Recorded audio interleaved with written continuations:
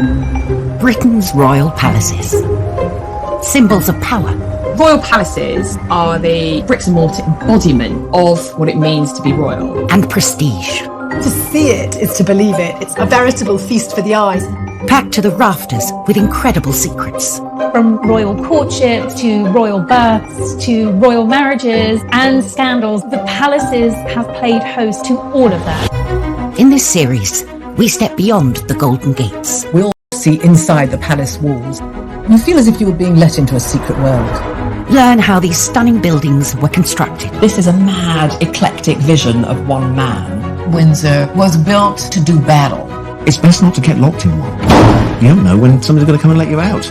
Unveil their spectacular artworks. The royal collection is simply stunning. The story of the tiara is like a spy mystery. We can only imagine how excited the Queen must have been. Delve into their gruesome histories. Frankly, if you're going to cut the head off a king, it's got to be done in a palace. And revisit recent events that have shaped the modern royal family. I could see that his legs were trapped. Camilla was one of the most unpopular women in the country. To see those images of the castle in flames, there was an emotional impact for the nation. This is The Secrets of the Royal Palaces.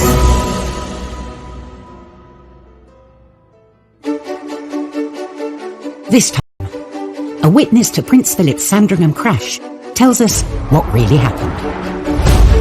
The driver couldn't move at all. It was quite obvious then that it was Prince Philip. We uncover the secret history of the Queen's tiara and its role in the Russian Revolution. The story is straight out of a spy novel. We discover the hidden security protecting the future king. If you ever go to Highgrove, you won't see the security. It's invisible. We reveal how a palace became a prison for a future queen. Wonderful, marvellous Kensington Palace was to Victoria a miserable place.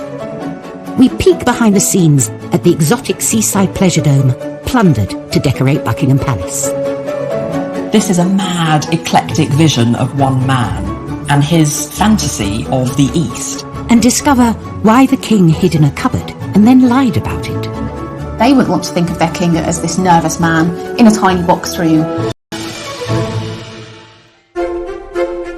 The British royal palaces are the star attraction for millions of visitors to the UK each year.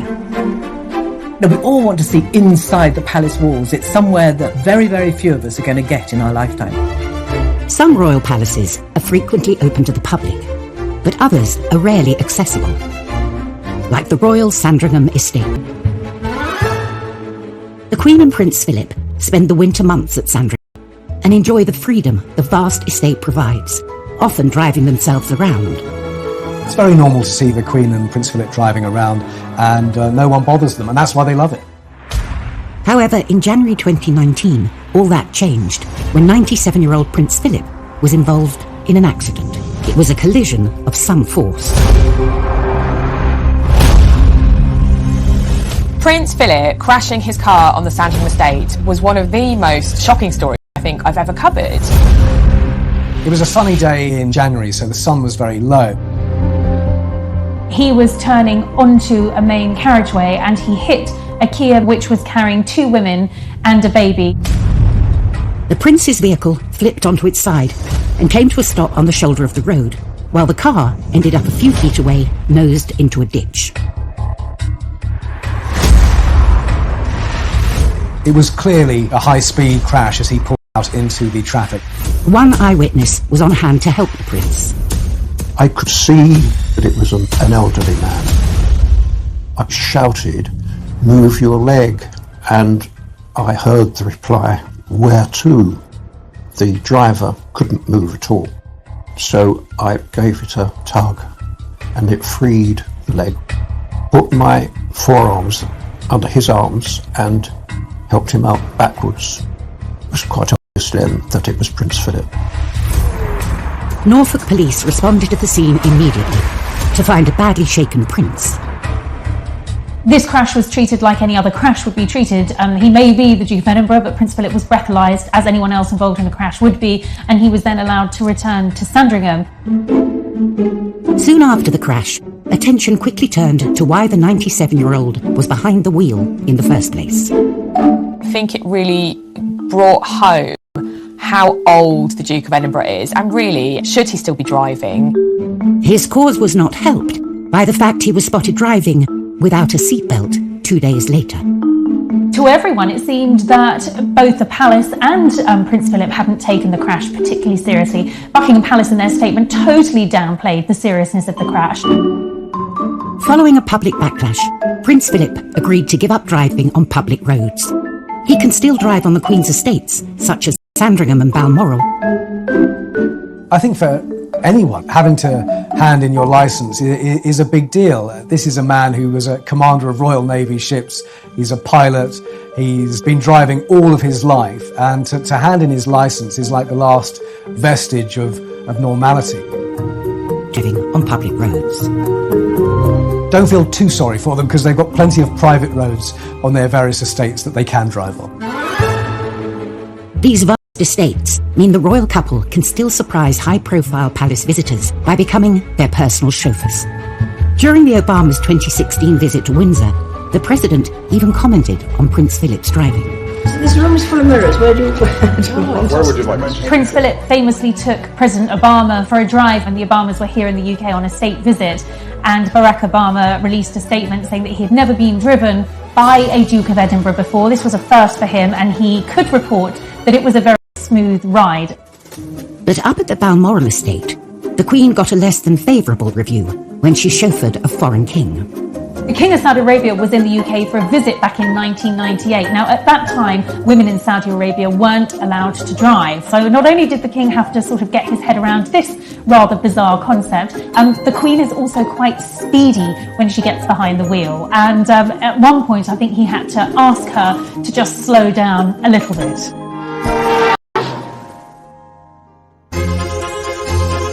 The royal family has owned Sandringham for over 150 years. Windsor Castle easily trumps that and has been housing royalty for more than 9 centuries. But not all royal palaces have such historic lineage. The newest palace in the royal portfolio was actually bought and chosen by the future king, Prince Charles. His country house, Highgrove. For Prince Charles, Highgrove is really just home. It's where you kick your shoes off, put your slippers on, get yourself a cup of tea or coffee or a beer and enjoy yourself. It is certainly his number one home. It has a nice sort of lived-in feel. It's the place where Charles really likes to go to more than anywhere. But one thing sets Highgrove apart from other royal residences. He bought it. When Prince Charles bought Highgrove in the 1980s, I think it was a surprise to everybody. The royal family do not purchase homes, they inherit them. When Highgrove, near Tetbury, came on the market, Charles snapped it up for £865,000. For Charles, it ticked all the boxes as far as architecture, perfect location, and not enormous, 9 bedrooms, kind of manageable. Previous heirs to the throne had opted for the grandest properties on offer, like Carlton House in London and the Sandringham estate. Looks back at some of his predecessors, certainly Highgrove would not be seen to be suitable at all.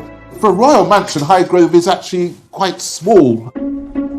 Buckingham Palace has 775 rooms, and Windsor Castle has Charles saw there was potential, and he could make it his own. The house isn't architecturally that precious. You can carve whatever kind of house you want out of it, and that's what Charles was looking for. Not a set piece, not to show off, but to make a home from. Charles renovated the main house, giving it a neoclassical facelift. Charles turned a plain box 5 windows wide by 3 stories high into something which had focus to it by putting a pediment over the middle of the main facade. So it wasn't just a plain straight parapet, it had a triangular point over the centre. It's a lesson learned as far back as ancient Rome. And the point of that was to give you a strong architectural form on top of the centre part of a house to guide you to the door. Of course, what Charles has done is emphasise the entrance to his house that he doesn't want you to look in. Then, with double the budget he spent on the house, Charles turned his attention to his real passion, the gardens. The gardens are absolutely magnificent. He opens them up to the public a few times a year, and it's one of the hottest tickets of the summer months. The garden is a masterpiece. Charles has consulted all the leading garden designers of his day to produce something which is both contemporary and old-fashioned, and is very much an organic garden with incredible features. 12 full-time gardeners tend some 15 acres, featuring a multiplicity of different gardens. What Charles found at Highgrove was an overgrown and untended garden. But from that, he started to carve an organised, ordered landscape. An overgrown kitchen garden and 15 acres of mature trees were turned into this wonderful array of intricate rooms and spaces and fun shapes and real energised design. Charles's new gardens created the perfect playground for young princes William and Harry. They included the sundial garden, a kitchen garden, and a 4-acre wildflower meadow, which is still flourishing today. Gardening to him, and I think the natural world and eating off the land as organically as possible, has been part of his life ever since he moved there. And the secret behind his incredible green creations? Well, it might just be His Majesty's royal compost. The Prince was particularly pleased to show me his sewage garden. So the Prince had heard about reed beds, which deal with the sewerage in an organic way. And so that's what he has now.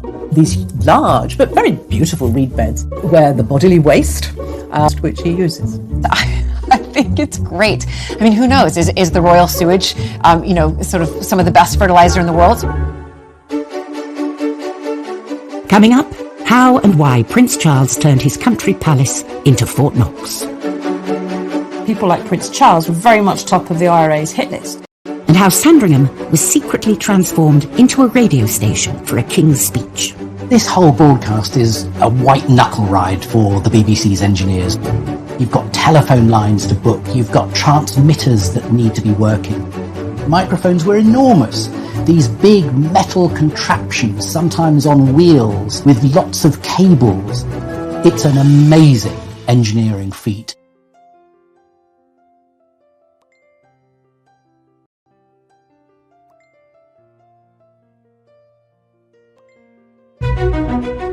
Royal palaces come in all shapes and sizes. From the majestic Windsor Castle, dominating the surrounding landscape, to the more secluded Balmoral, hidden away in Scotland. But they all have one thing in common. They are supposed to be impenetrable. But when Prince Charles bought Highgrove in 1980, it was far from secure. When he purchased it, this house was surprisingly quite close to a main road. It was quite open, so it was quite easy, obviously, from the main road to kind of see the property. Anybody could at that particular time, scale the fence or the brick wall.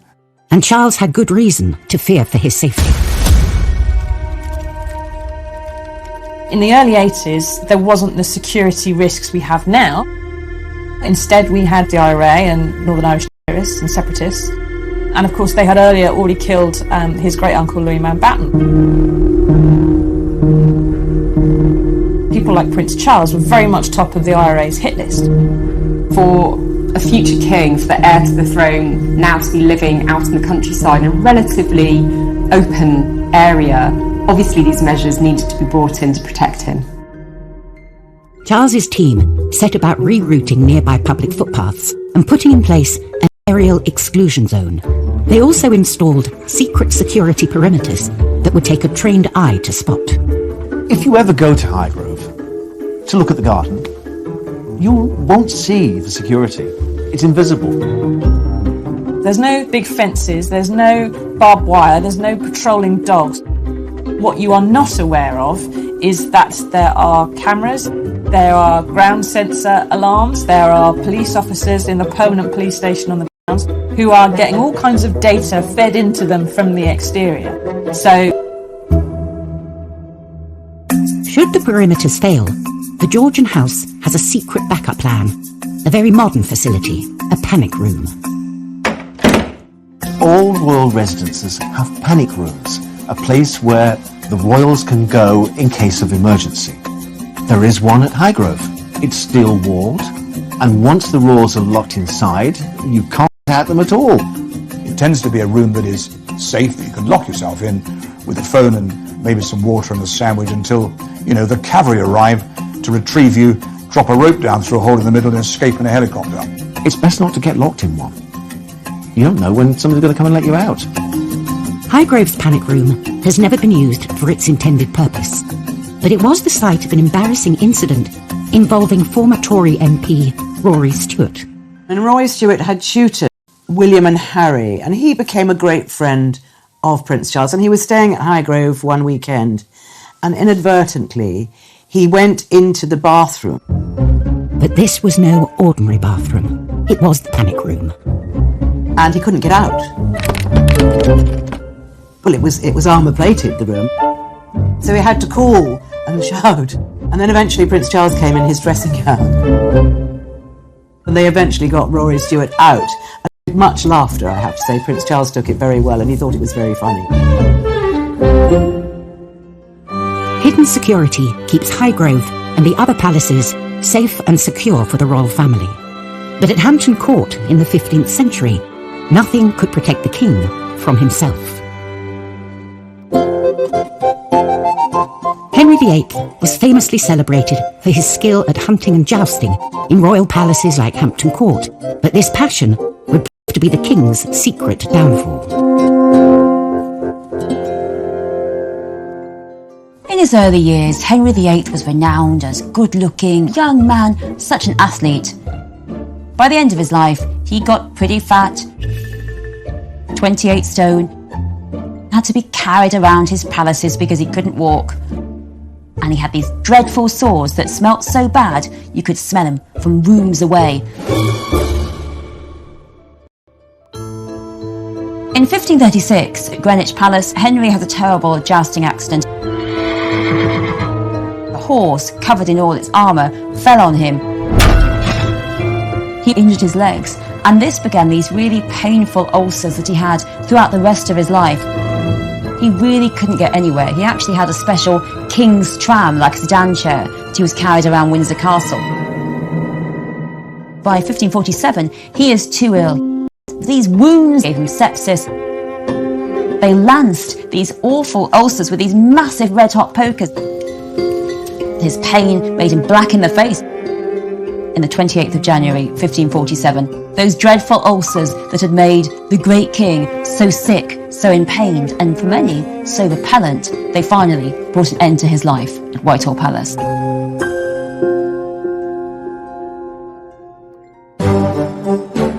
What happens behind the palace walls is often shrouded in mystery for years after the monarch involved has died. But in 1932, Sandringham witnessed a major event that would forever alter the way the royals communicate with us, their loyal subjects.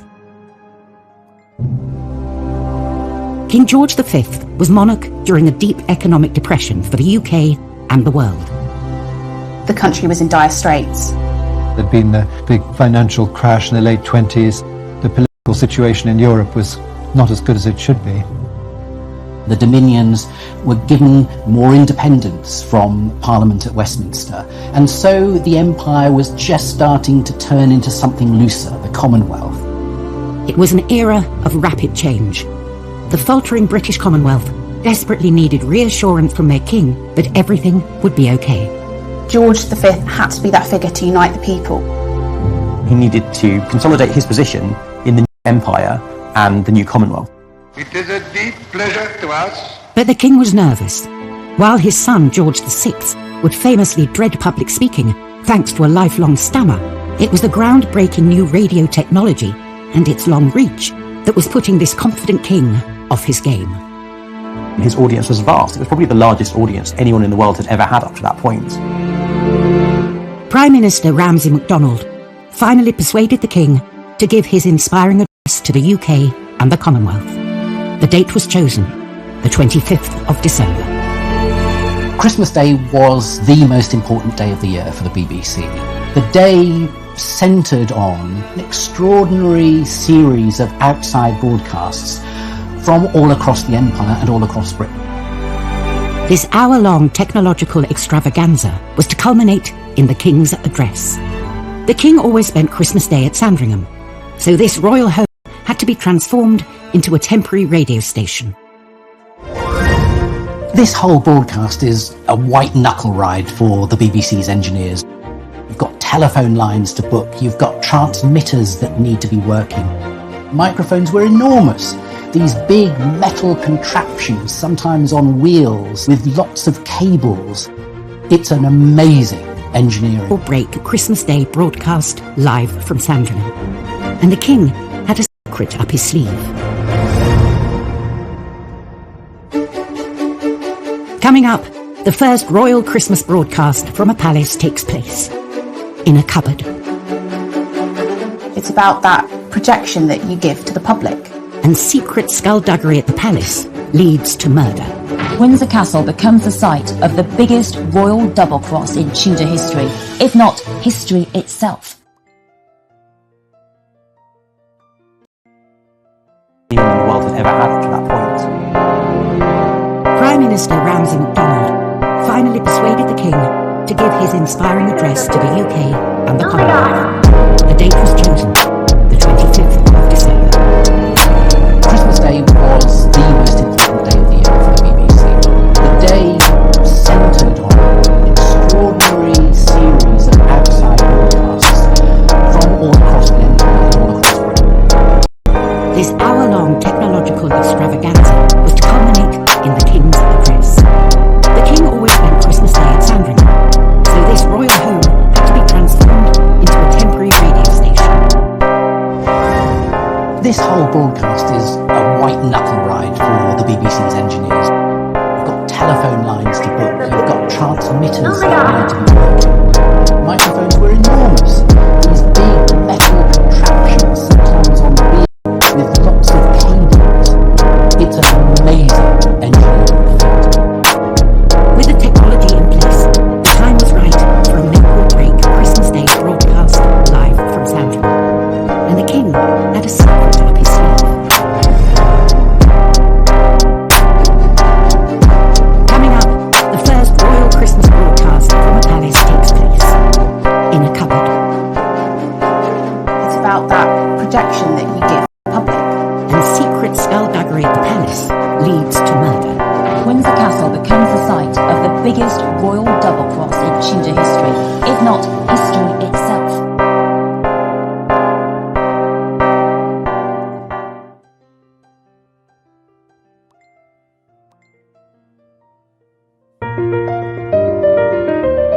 Britain's royal palaces, backdrop to some of the most important events in our history. From Churchill's victorious appearance on the balcony at Buckingham Palace, to Harry and Meghan's Windsor Castle wedding. So it was to Sandringham on Christmas Day 1932 that the nation turned, for a radio broadcast by the king from the least likely location in the palace. A cupboard is moments away from an address to his people in the first ever royal live radio broadcast. His objective was to unify an empire that was developing into something the likes of which the world had never seen, the Commonwealth. Inside Sandringham, the king had 775 rooms to choose from. The official photograph suggests it took place in one of the many grand rooms. The photograph we have shows him in what looks like a drawing room. It's heavily decorated in that Edwardian style that Sandringham is known for. But this was staged for the camera. The king actually decided to make this important speech from one of the smallest rooms in the palace, a box room under the stairs. A fact they had to keep secret. It's about that projection that you give to the public.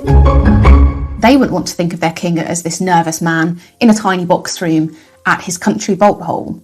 They want to think of him as a stately man, a confident one. The king was due to make this historic address at 3 p.m, chosen to reach the widest audience around the world. The speech was written for him by Rudyard Kipling. Someone in the control room of Broadcasting House in London would have flicked a switch and a little light would have appeared and he would have started his speech. The king began by greeting his loyal subjects all across the empire on Christmas Day through the wonders of new radio technology. We can see this intimacy in the language George used. He speaks in the first person. He told them he was recording from his home at Sandringham. One of the things he said is, I speak now from my home and from my heart to you all, drawing attention to the fact that this is live and that this is personal. And the king signed off with the warmest seasonal greetings to all of his subjects, surrounded by their families at Christmas. And right across the empire, he blessed them all.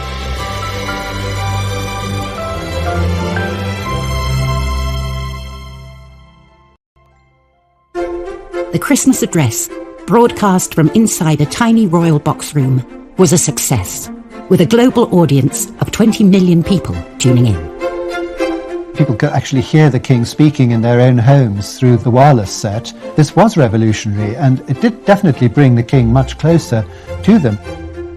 It's an absolutely brilliant speech. It's well written, it's well delivered. As far as speeches go, you couldn't ask for anything more. And I don't think he'd ever delivered a speech as important in his life, and I don't think any of his ancestors had.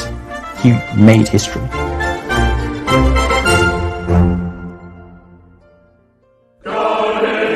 Sometimes, the palaces are used as the staging point for much more damaging deceits and downright lie was Henry VIII's Great Deception. After breaking away from the church in Rome, Henry started plundering the monasteries, leaving the Catholic faithful in uproar.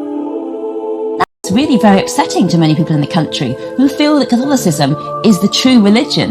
So there began to be an uprising led by Robert Aske, a northern landowner.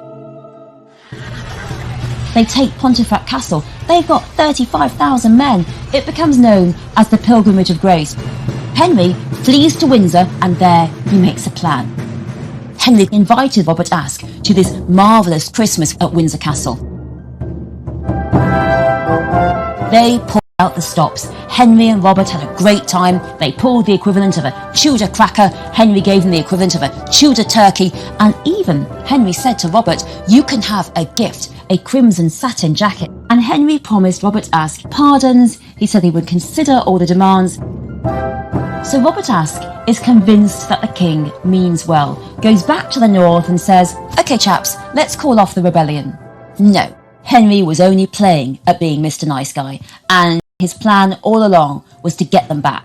The minute they call off the rebellion and disperse, Henry sends out his men to hunt down the rebels. They are put on trial, and most of them are executed, and Robert Aske himself is hanged, and his body is put in chains, gibbeted in York Castle. It is the biggest signal to the whole country that don't rebel against me. Thus, Windsor Castle becomes the site of the biggest royal double-cross in Tudor history, if not history itself.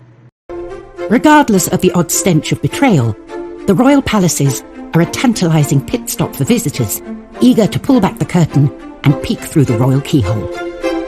And it's not just the buildings themselves that are the object of such endless fascination. It's also the priceless artefacts accumulated by kings and queens through the centuries. The royal collection is just stunning. It's extraordinary to walk around the palaces, and wherever you look, you are surrounded by the old masters, and every sculpture, every vase is precious and priceless. Palace art and artefacts come from all over the world. The royal collection is bursting at the seams with art from China and Japan. It holds some of the most historically important examples of Eastern art that exist in the Western world. There are more than 2,000 works of Asian art in the royal collection. While many monarchs have added to the extensive collection, most of the Chinese and Eastern-inspired art was collected by George IV. But he was also hugely satirised by the public and the popular press.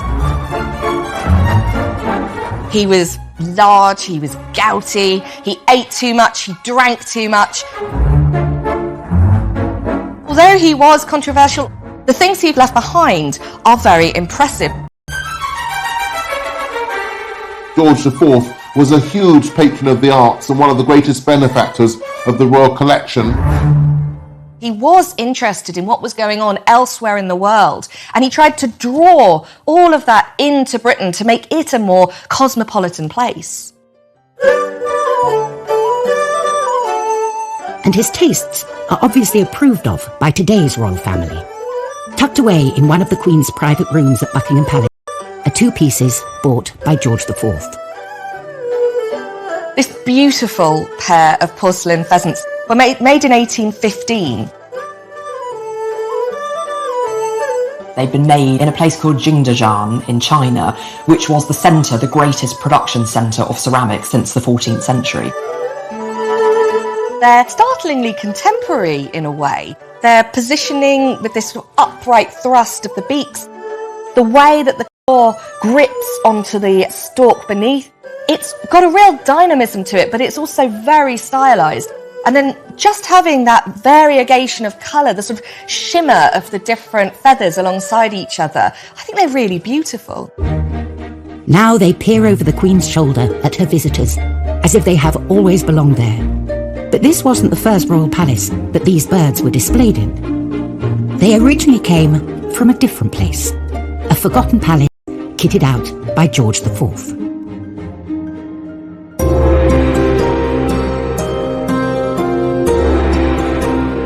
Before the pheasants moved to Buckingham Palace around 1847, we know that they originally lived in Brighton Pavilion because there's an etching made around 1820 that shows them on the mantelpiece. This was the Long Gallery in a palace unlike any other, Brighton's Royal Pavilion. The Brighton Pavilion was George IV's pet project, his passion project. Created when he was Prince of Wales, Brighton Pavilion would be the perfect party palace. You've got Chinese and Indian motifs, you've got Regency grandeur, you've got French influence and Gothic influence. It's this total mishmash of styles. Brighton Pavilion can be considered as a piece of art in itself, a piece of art which Queen Victoria hated. Victoria inherited Brighton Pavilion when she took the throne, but there really wasn't room for her ever-expanding family. Victoria ended up selling off Brighton Pavilion for just £53,000. She took all these beautiful objects out of Brighton Pavilion, and that is how the porcelain pheasants end up in Buckingham Palace. The porcelain pheasants have been a permanent fixture at Buckingham Palace for over 170 years. Beautiful reminders of a long-lost royal pleasure palace. They are a testament to how artworks have this long history and story all of their own.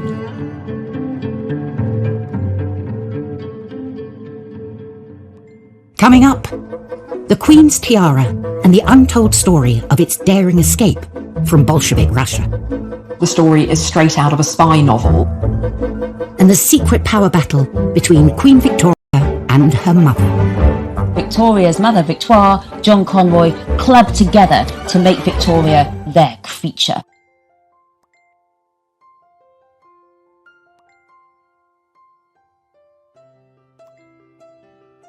Pet project, his passion project. Created when he was Prince of Wales, Brighton Pavilion would be the perfect party palace. You've got Chinese and Indian motifs, you've got Regency grandeur, you've got French influence and Gothic influence. It's this total mishmash of styles. Brighton Pavilion can be considered as a piece of art in itself, a piece of art which Queen Victoria hated. Victoria inherited Brighton Pavilion when she took the throne, but she never really liked it. She said that the rooms were too dark, the ceilings were too low, and there really wasn't room for her ever-expanding family. Victoria ended up selling off Brighton Pavilion for just £53,000. She took all these beautiful objects out of Brighton Pavilion, and that is how the porcelain pheasants end up in Buckingham Palace. The porcelain pheasants have been a permanent fixture at Buckingham Palace for over 170 years.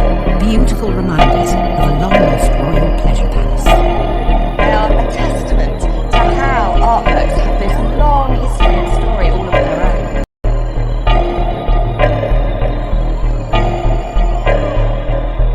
Coming up, the Queen's tiara and the untold story of its daring escape from Bolshevik Russia. The story is straight out of a spy novel. And the secret power battle between Queen Victoria and her mother. Victoria's mother, Victoire, John Conroy, clubbed together to make Victoria their creature.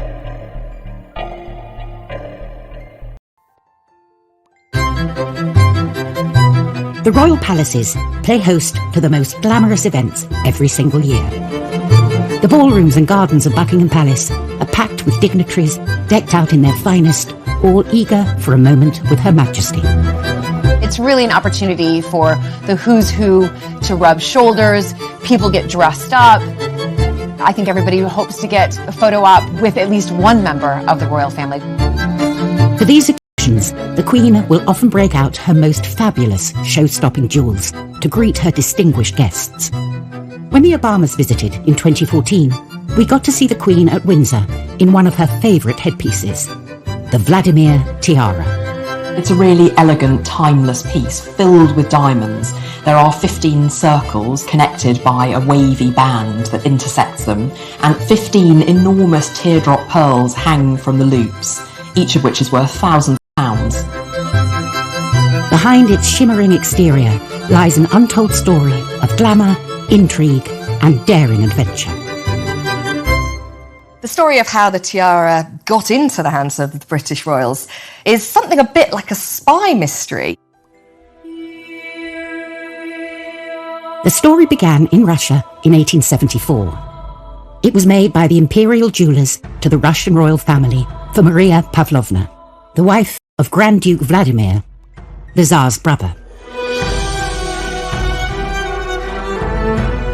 But after the revolution of 1917, Communist Russia was no longer safe for aristocrats as wealthy and prominent as Maria Pavlovna. When the Russian royal family came tumbling down, she hid her precious jewels in a secret compartment within her home, escaping with just her day jewels. The Grand Duchess was the last Romanov to escape Russia, dying in France in 1920. Her family had lost everything, except for the jewels. Hidden in a secret alcove in her palace, the tiara was under the noses of the Bolshevik government for many years. Her son, Grand Duke Boris, persuades an art dealer friend of his to smuggle themselves into the country and get the jewels out. And then miraculously transports them 1,300 miles back across Europe, hidden in a leather Gladstone bag, all the way back to London. Queen Mary bought the tiara for £28,000. Now, that's about the equivalent of £1.25 million today, a huge amount. It can also be worn with a stunning set of green emeralds and drops that came from her own family's cache of gems. These family heirlooms, known as the Cambridge Emeralds, were amazingly won in a charity raffle in Germany by Queen Mary's mother, Augusta, a German princess and the first Duchess of Cambridge. In 1953, the newly crowned Queen Elizabeth inherited the tiara directly from her grandmother, and it has been a royal favourite during her reign. The Queen wears it all those different ways, and each time it feels like a fresh new piece. There is a Vladimir tiara to suit every occasion. She opted for green with the Cambridge Emeralds when she hosted the Irish Taoiseach at Buckingham Palace in 2014.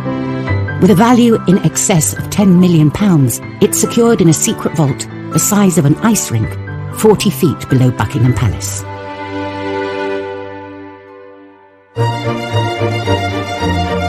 Queen Victoria moved into Buckingham Palace in 1837, leaving behind her childhood home, Kensington Palace. She hated the West London Palace, thanks mainly to the mysterious and secret Kensington system.